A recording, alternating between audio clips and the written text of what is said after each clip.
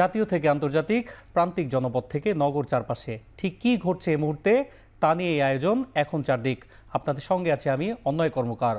গুম খুন সহ যারা গুরুতর মানবতা বিরোধী অপরাধের সাথে যুক্ত ছিল তারা যেন নির্বাচনে অংশ নিতে না পারে জানিয়েছেন নির্বাচন ব্যবস্থা সংস্কার কমিশন প্রধান ডক্টর বদিউল আলম মজুমদার। সকালে নির্বাচন কমিশনের মিডিয়া সেন্টারে সাংবাদিকদের এ কথা বলেন তিনি। এছাড়াও সংস্কার কমিশন নির্দলীয়ভাবে স্থানীয় সরকার নির্বাচন চায় বলেও জানান তিনি।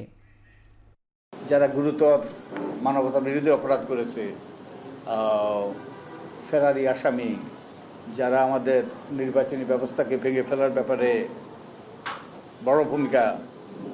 ভয়াবহ ভূমিকা পালন করেছে, তারা যেন নির্বাচনী অঙ্গন থেকে বিতাড়িত হয়, এটা আমরা চেষ্টা করেছি। যে গত 3টা নির্বাচন কমিশন তাদের সাংবিধানিক দায়িত্ব পালনে তারা ব্যর্থ হয়েছে। সংবিধান আমাদেরকে ওই যে কোন একটা মাহমুদুর রহমানের বইতে আছে, আমাদের সংবিধান সুষ্ঠু নিরপেক্ষ নির্বাচনের বাইরে কোনো কিছুর কথা ওই যে আমাদের সংবিধানের আওতায় এটা ভাবাও যায় না। দেশের বিভিন্ন হাসপাতালে গিয়ে জুলাই অভ্যুত্থানে গুরুতর আহতদের বায়োমেট্রিক্স সহ বিভিন্ন তথ্য সংগ্রহ করছে নির্বাচন কমিশন। যাদের চোখ ও আঙুল ক্ষতিগ্রস্ত হয়েছে বিশেষভাবে নজর দিয়ে হালনাগাদ করা হচ্ছে তাদের তথ্য। সকালে বিএসএমএম ইউতে এই কার্যক্রম পরিদর্শন করেন জাতীয় পরিচয়পত্র নিবন্ধক অনুবিভাগের মহাপরিচালক ASM হুমায়ুন কবির। তিনি জানান, জুলাই অভ্যুত্থানে নায়কদের তথ্য হালনাগাদ করতে অন্যান্য হাসপাতালেও চলবে এই সেবা। আহতদের কাছে পর্যাপ্ত তথ্য না পাওয়া গেলে স্থানীয় প্রশাসনের সহায়তা নিয়ে 1.5 সপ্তাহের মধ্যে হস্তান্তর করা হবে পরিচয়পত্র। আরও জানান, নতুন ভোটার হওয়া ছাড়াও NID সংশোধনের সুযোগও পাচ্ছেন তারা। এখানে হাসপাতালে অনেক রোগী আছে ভর্তি, যে ওনারা তো আমরা তো যাইতে পারবো না বাসায়, তো এখান থেকে করে নিছে। অবশ্যই এটা আসলে একটা ভালো কাজই করেছে বটে। হাঁটা চলাফেরা করতে পারবো না হুইল চেয়ার, তো ওনারা যেটা পদ্ধতি নিছে আমরা আসলে ওনাদেরকে ধন্যবাদ জানাতে চাই। জুলাই আগস্টে আমাদের যে বীর সেনারা যারা আহত হয়ে হাসপাতালে এখনও চিকিৎসাধীন রয়েছে, ওরা ওদের বাড়িতে থাকতে পারছে না, কারণ ওরা অসুস্থ। আবার ওরা যে আমাদের অফিসে যে ভোটার হবে সেই সুযোগও ওদের নেই, এবং অসংখ্য ছাত্র জনতা এখনও হাসপাতালে শুয়ে আছে। আমরা ওই চিন্তা থেকে আমরা নিজেরাই চলে এসেছি, যাতে ওদেরকে আমরা যারা ইতিমধ্যেই ভোটার হয়েছে তাদেরকে ভোটার তালিকায় সম্পৃক্ত করতে পারি। বাজার নিয়ন্ত্রণে তেমন প্রভাব না থাকায় OMS এর মাধ্যমে 650 টাকায় 10টি কৃষি পণ্যের প্যাকেজ স্থগিত করা হয়েছে বলে জানিয়েছেন অর্থ উপদেষ্টা ডক্টর সালেউদ্দিন আহমেদ। ডিসেম্বরে মেয়াদ শেষ হওয়ার পর আর বাড়ানো হচ্ছে না বলে জানিয়েছেন অর্থ উপদেষ্টা। সকালে সচিবালয়ে সরকারি ক্রয় সংক্রান্ত বৈঠক শেষে তিনি সাংবাদিকদের এই কথা বলেন। কৃষি পণ্যগুলোর মধ্যে ছিল 30 টাকা দরে 5 কেজি আলু, 130 টাকায় 1 ডজন ডিম, 70 টাকায় 1 কেজি পেঁয়াজ, 1 পিস লাউ 50 টাকা। এছাড়া 1 কেজি মিষ্টি কুমড়া, 1 কেজি করলা, 1 কেজি পটল, 1 কেজি কচুরমুখী, 3 কেজি পেঁপে, 100 গ্রাম কাঁচা মরিচ পাওয়া যাবে 250 টাকায়। এই পুরো প্যাকেজটি ক্রেতাকে সাথে কিনতে হতো।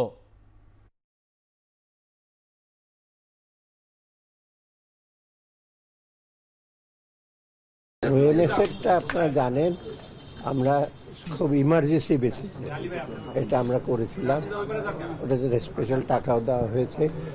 আপাতত ডিসেম্বরে আমরা এটা স্থগিত করলাম, কারণ বাজারে মোটামুটি সাপ্লাই এসছে। অথবা এটা হলো একটা জিনিস। আর ভবিষ্যতে যদি কোনো আবার ইমার্জেন্সি রেজ করে তখন বারণ করে জাস্ট ওইটা এখন ওই প্রেক্ষিতে ওইটা দিয়ে দ্রব্যমূল্যের যে ইস্যুটা আছে সেটাকে আপনার ইসে করা যাবে না, কারণ এত সাবসিডাইজ রেটে দেওয়া হয়, আপনি দেখবেন অপেক্ষাকৃত ভালো লোক লাইনে দাঁড়ায়। ভ্যাটে যেগুলি বাড়িয়েছি কি একেবারে দ্রব্যমূল্যের উপরে ইস্যু হবে, ওষুধের কম, আপনার ইসে এবং ISP 0 করে দিয়েছি, মোবাইল টেলিফোন কমে দিই, বেশিরভাগ যেগুলো ইস্যু করে। আর ফলের রস, তারপরে কি হ্যাঁ না দুধের দাম তো কমেছে, এখন বেড়ে গেলে তো সেটা তো আমার তো ভ্যাট তো বাড়ানো হয়। বিশ্ব অর্থনৈতিক ফোরামের বার্ষিক বৈঠকে যোগ দিতে সুইজারল্যান্ডের দাভোসের পথে রয়েছেন প্রধান উপদেষ্টা ডক্টর মোহাম্মদ ইউনূস। সেখানে বাংলাদেশ নিয়ে একটি পৃথক সংলাপ হবে, যেখানে বৈশ্বিক ব্যবসায়ী নেতা এবং বিভিন্ন আন্তর্জাতিক সংস্থার প্রধান নির্বাহীরা যোগ দেবেন। প্রধান উপদেষ্টা ও তার সফর সঙ্গীদের বহনকারী এমিরেটস এয়ারলাইন্সের ফ্লাইট রাত 1টায় শাহজালাল বিমানবন্দর ত্যাগ করে। সফরে প্রধান উপদেষ্টা জার্মান চ্যান্সেলর ওলাফ শোলস, ফিনল্যান্ডের প্রেসিডেন্ট আলেকজান্ডার স্টাব এবং থাই প্রধানমন্ত্রী পাইংটার্ন সিনাওয়াত্রার সঙ্গে দ্বিপাক্ষিক আলোচনা করবেন। এছাড়াও আমিরাতের প্রধানমন্ত্রীর কন্যা শেখা লতিফা, ইউরোপীয় কেন্দ্রীয় ব্যাংকের প্রেসিডেন্ট, মেটাতে গ্লোবাল অ্যাফেয়ার্সের প্রেসিডেন্ট, অ্যামনেস্টি ইন্টারন্যাশনালের সেক্রেটারি জেনারেল এবং বিশ্ব বাণিজ্য সংস্থার মহাপরিচালকের সঙ্গে বৈঠক করবেন ডক্টর ইউনূস। 4 দিনের রাষ্ট্রীয় সফর শেষে 25 জানুয়ারি প্রধান উপদেষ্টার দেশে ফেরার কথা রয়েছে।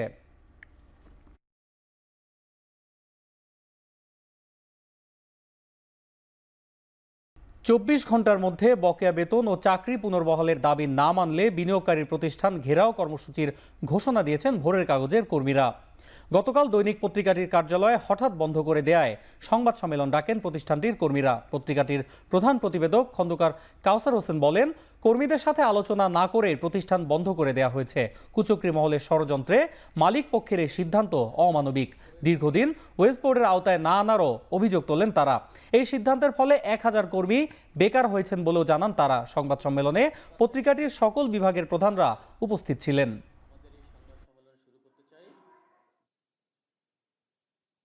অনতিবিলম্বে ভোরের কাগজের তালা খুলে দিয়ে ভোরের কাগজের প্রকাশনা পুনরায় চালু করার নির্দেশ দেয়া হোক।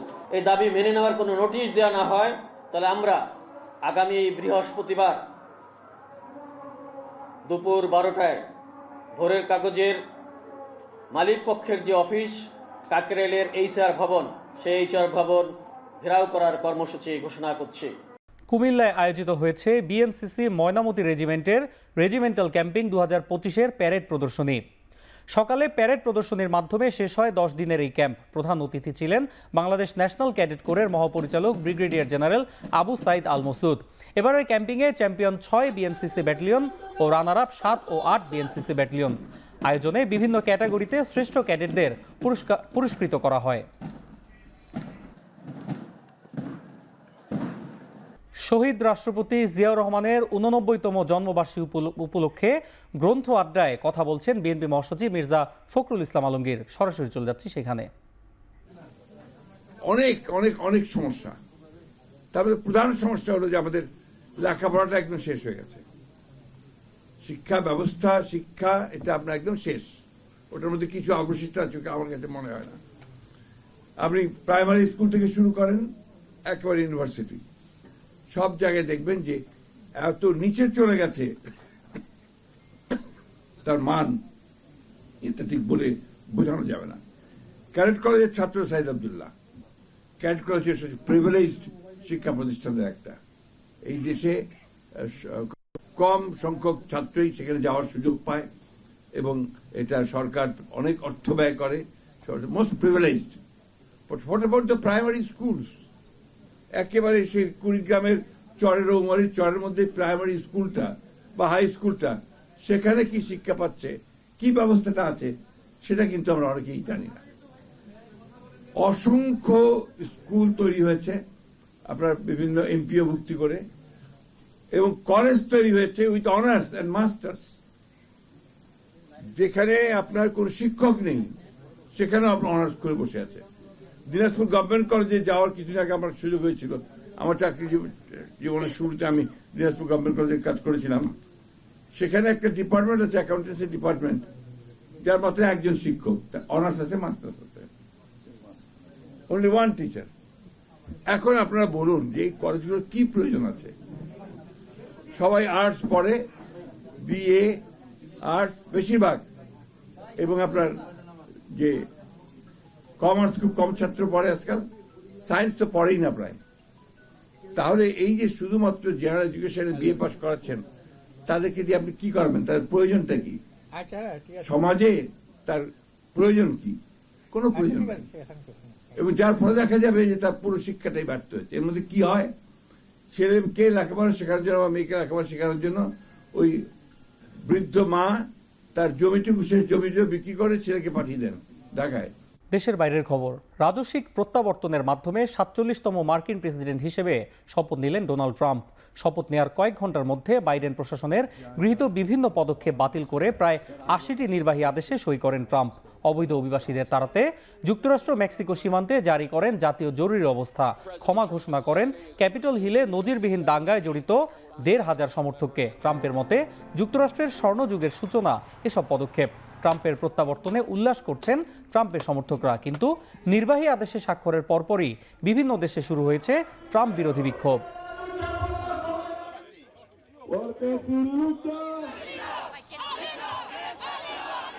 Sarah and I send our warmest wishes to you, Melania, and Зараз the American. для цього є хороший шанс. Інаугурація.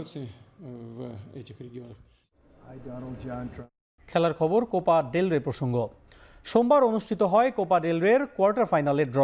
ফেব্রুয়ারির 4 থেকে 6 তারিখের মধ্যে হবে প্রথম লেগের ম্যাচ।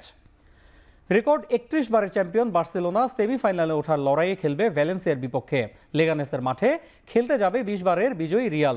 শেষ 8-এ অ্যাটলেটিকো মাদ্রিদ প্রতিপক্ষ হিসেবে পেয়েছে গেতাফেকে। আরেক ম্যাচে লড়বে রিয়াল সোসিয়েদাদ ও ওসাসুনা।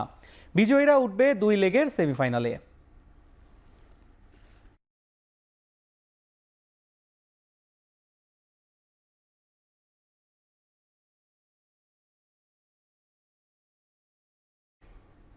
শেষ করছি এখন চারদিক। এখন টেলিভিশন ওয়েবসাইটে দেখতে ভিজিট করুন www.ekon.tv। ফেসবুকে দেখতে ভিজিট করুন facebook.com/tv.ekon। এছাড়াও ইউটিউবে দেখতে ভিজিট করুন youtube.com/c/ekontv।